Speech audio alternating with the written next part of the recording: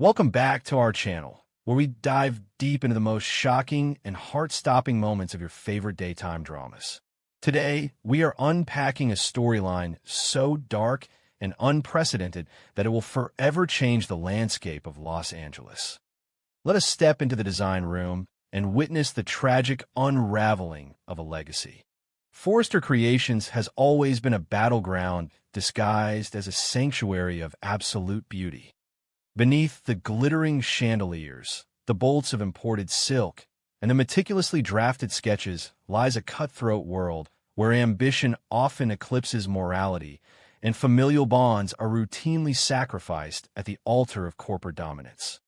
For decades, the hallowed halls of this iconic fashion house have echoed with the footsteps of warring dynasties.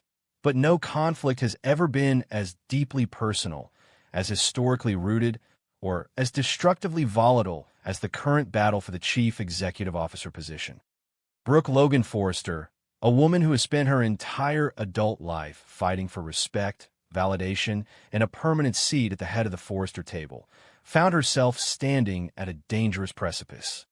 Pushed to the absolute brink by the condescending arrogance of Steffy Forrester Finnegan and the desperate, radicalized pleas of her daughter, Hope Logan Spencer, Brooke's desire for corporate equality had quietly morphed into a dangerous, all-consuming obsession. The CEO chair was no longer just a professional title. It was the ultimate symbol of her worth, a regal crown she felt she was fundamentally owed after years of unyielding loyalty, profound heartbreak, and endless sacrifice for the family name. The atmosphere in the executive design office was incredibly thick with unresolved tension and unspoken resentments that had been simmering for generations. Ridge Forrester, the man caught eternally in the crossfire between the fierce women he loved, stood as the ultimate arbiter of their professional and personal fates. For weeks, Ridge had been agonizing over the leadership structure of the company, desperately trying to find an impossible compromise that would pacify his wildly ambitious wife and his fiercely protective, entitled daughter. Brooke had waged a relentless, calculated campaign, demanding that Ridge strip Steffy of her absolute co-CEO title and hand the reins of power to her, an act she firmly believed would save Hope's derailed fashion line and restore a sense of righteous balance to the company. But Ridge, ever the reluctant executive who preferred the quiet solitude of sketching over the brutal warfare of the boardroom, was paralyzed by his historical cowardice and his debilitating desire to keep the peace. He wanted harmony, but harmony is a fragile illusion in a house built on buried secrets and perpetual power struggles. When Ridge finally made his definitive choice, he had absolutely no idea he was signing his own tragic death warrant. The fateful, catastrophic argument ignited amidst a chaotic sea of luxurious fabrics and scattered design portfolios that chronicled the history of their shared empire. Ridge stood near the heavy oak drafting table, his posture highly defensive, his dark eyes pleading for a profound understanding as he prepared to deliver the devastating news. He looked deeply into the eyes of his wife, the woman he had loved, left, and returned to countless times across the decades, and uttered the words that would shatter their universe permanently. In a heated argument over the CEO position, Ridge declared, with a chilling finality that left absolutely no room for negotiation or compromise, that he would continue to let Steffy hold absolute power. He was choosing his daughter's vision over Brooke's lifelong ambition. He was firmly rejecting Brooke's hostile takeover, dismissing her desperate demands, and effectively telling her that her rightful place was not beside him at the pinnacle of Forrester Creations.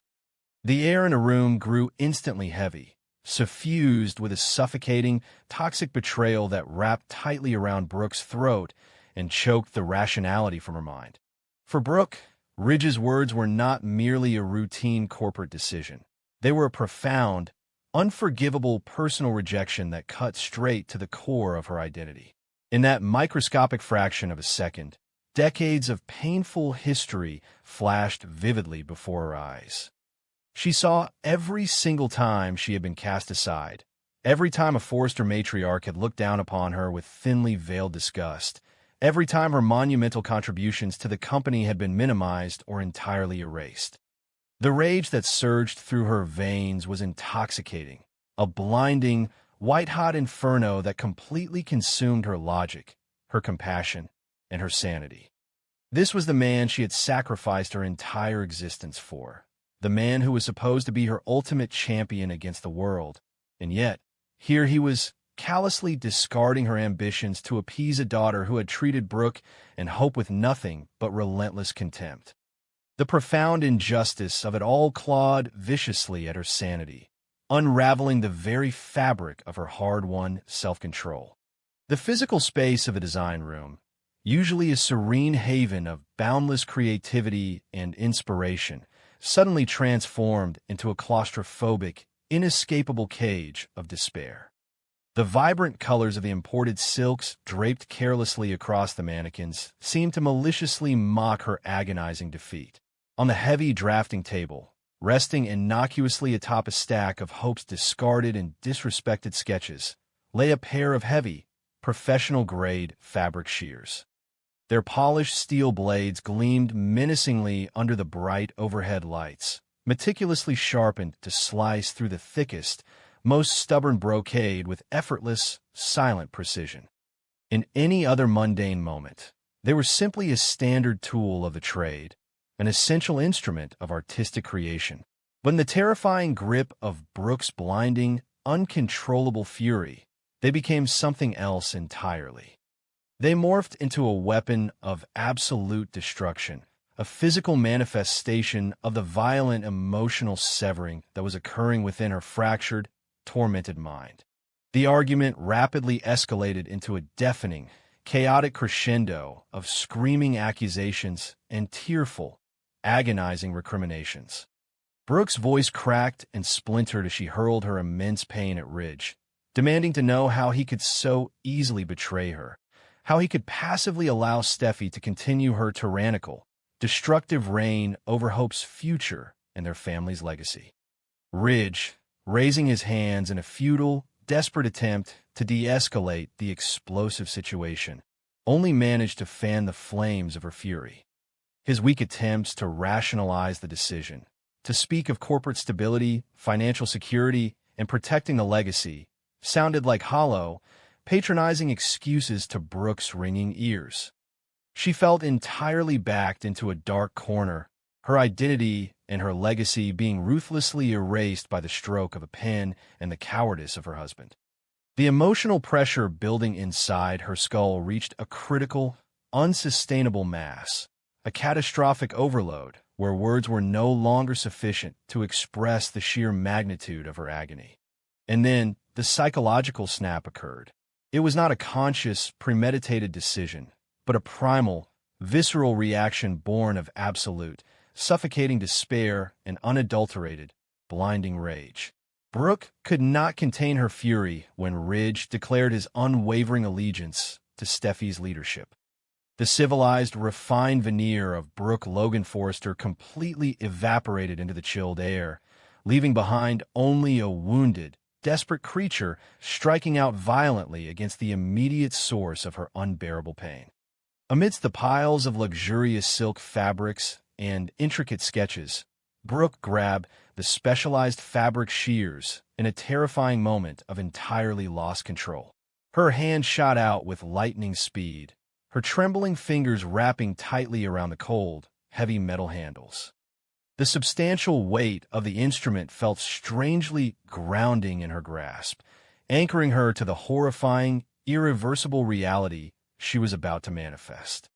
Time seemed to slow to an agonizing, distorted crawl as she raised the shears, the ambient, distant sounds of the Los Angeles traffic outside fading into a muted, irrelevant hum. There was only her, Ridge, and the blinding red haze of her uncontrollable wrath. With a guttural, heartbreaking cry that tore violently from the deepest, darkest depths of her shattered soul, Brooke lunged forward across the cutting table. The movement was shockingly swift, a terrifying blur of motion driven by decades of suppressed resentment and fresh, bleeding betrayal. She stabbed Ridge directly, the heavy steel blades of the shears plunging forward with unstoppable force, tearing through the fine, expensive fabric of his tailored shirt and burying themselves deep into his chest. It was a moment of shocking, brutal intimacy, a grotesque, nightmarish perversion of the passion that had defined their turbulent, legendary romance for so many countless years.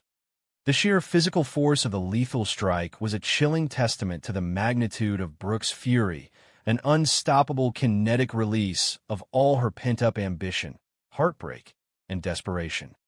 The shears, an instrument designed solely to create beauty and elegance, had just been weaponized to extinguish a vibrant life. Ridge's immediate reaction was one of pure, unadulterated horror, a horrific, heartbreaking tableau of shock and disbelief permanently frozen in time. The air rushed violently from his lungs in a sharp, ragged gasp as the agonizing, burning pain blossomed rapidly in his chest, spreading like wildfire through his veins. His knees buckled instantly beneath his weight, his hands flying up instinctively to grasp at the cruel, cold metal protruding from his body, his fingers slick with his own warmth. But it was his eyes that told the true, devastating tragedy of the moment. Ridge collapsed, his eyes full of horror, looking at the wife he loved most before taking his last, rattling breath. He could not comprehend, even in his final agonizing moments, that the woman he loved more than life itself, the woman he had fought the entire world to protect, had just delivered a fatal, unforgivable blow. In those final, fleeting seconds of fading consciousness, Ridge Forrester looked upon the tear-streaked face of his murderer and saw only the shattered, unrecognizable remnants of his greatest love. The majestic, legendary patriarch of the Forrester family collapsed entirely, a devastating, heavy fall that seemed to bring the entire architectural weight of the room down with him. As his body crashed violently toward the polished hardwood floor, his desperate, flailing hands caught the edge of a heavy, crimson silk drape, pulling it down in a cascading waterfall of vibrant color that tragically covered the scattered, discarded sketches of Hope's ruined future. The sickening thud of his body hitting the ground echoed through the cavernous, opulent design room like a solemn death knell, a final, definitive punctuation to the epic, decades-long saga of Ridge and Brooke. A dark, rapidly expanding pool of crimson began to spread relentlessly across the polished wood, staining the beautiful, pristine fabrics and seeping deeply into the very foundation of Forrester Creations. The man who had built global empires, broken countless hearts, and defined an entire generation of high fashion was bleeding out amidst the tragic ruins of his own unparalleled legacy. The immediate aftermath of the horrific violence was characterized by a silence so absolute, so suffocatingly dense, that it felt like a crushing physical weight pressing down mercilessly on the room. The chaotic, deafening screaming had completely vanished, replaced only by the ragged, erratic sound of Brooke's terrified hyperventilation. She stood absolutely frozen over Ridge's motionless, broken body, her hands trembling violently as they hovered helplessly in the empty air where the bloody shears had been just moments before. The room fell into a terrifying silence, leaving only the rapid, panicked breathing of the murderer. The massive surge of adrenaline that had fueled her murderous, blinding rage began to rapidly recede, leaving in its devastating wake a chilling, paralyzing cold that seeped into her very bones. The vibrant, bustling world of Forrester Creations continued its daily operations outside the heavy oak doors, completely oblivious to the catastrophic, world-altering tragedy that had just unfolded within its sacred walls. In this isolated, nightmarish vacuum of horror, the reality of the situation began to slowly, agonizingly crystallize in her mind. As Brooke stared down at the lifeless, empty eyes of Ridge Forrester, the blinding, intoxicating haze of her corporate ambition evaporated entirely, leaving her completely exposed and vulnerable to the horrifying, undeniable truth of her actions. Brooke was stunned to realize she had just killed the love of her life simply for the fleeting, hollow ambition of power. The coveted CEO chair, the desperate need for ultimate control, the burning desire for vindication against Steffy. All of it instantly became utterly meaningless, turning to bitter ashes in her dry mouth. She dropped heavily to her knees, the expensive, delicate fabric of her designer dress soaking instantly in the pooling blood of the man she had fiercely loved for decades. A primal, gut-wrenching wail of pure agony tore violently from her throat, a sound of absolute, irrevocable despair that shattered the terrifying silence.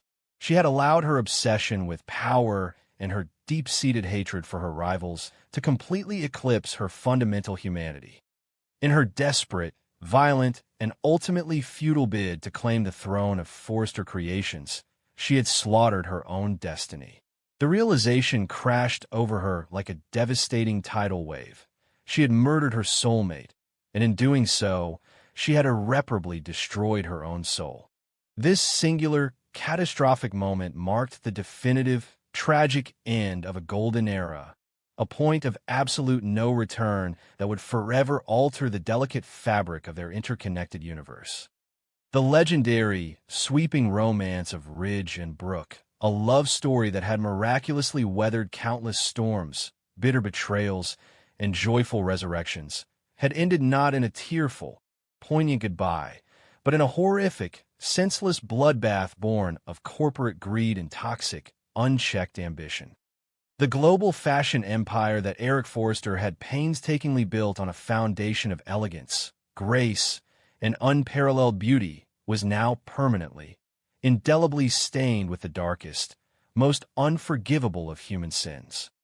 The impending news of this gruesome tragedy would inevitably send massive, destructive shockwaves through the heart of Los Angeles, shattering families, destroying lucrative careers, and leaving a wide trail of unimaginable, generational devastation in its wake. There would be absolutely no redemption from this horrifying act, no clever corporate maneuvering or brilliant public relations spin that could ever erase the permanent stain of cold-blooded murder. The profound psychological devastation of this single act would ripple outward endlessly, destroying everyone remotely connected to the Forrester and Logan families. Hope, who had so desperately and relentlessly pushed her mother to fight dirty for power, would have to live with the agonizing, suffocating guilt that her own selfish ambition had inadvertently catalyzed this fatal, bloody confrontation. Steffy, whose arrogant, uncompromising refusal to share power had set the volatile stage for this ultimate tragedy, would be left completely fatherless, inheriting a massive global company that would be forever haunted by the lingering ghost of its murdered patriarch. And Brooke, the tragic, fallen anti-heroine of this gruesome, cautionary tale, would face a bleak future completely devoid of light, love, or hope. Brooke's career and life officially collapsed from this moment, opening the darkest chapter in the history of the Forrester family. She was no longer a revered fashion icon, a powerful executive, or a beloved matriarch. She was a convicted murderer, permanently trapped in a dark, inescapable prison of her own making, haunted by the dying eyes of the man she loved. The opulent design room remained a macabre, haunting painting of tragic, inescapable irony. The beautiful, delicate silks, meticulously designed to drape the world's most glamorous and powerful women, were now serving as the bloody shroud of a fallen, broken king. Brooke remained paralyzed on the floor, her hands stained a brilliant, horrifying crimson, rocking back and forth in the deafening, eternal silence of her completely ruined life. She had fought so incredibly hard for so many agonizing years for a permanent seat at the head of the table, only to strike the match that burned the entire magnificent house to the ground. The epic tragedy of Brooke Logan Forrester was finally, devastatingly complete. She had won the ultimate, fatal argument, violently silencing all opposition to her desires, but the catastrophic cost was her humanity, her true love, and her very existence.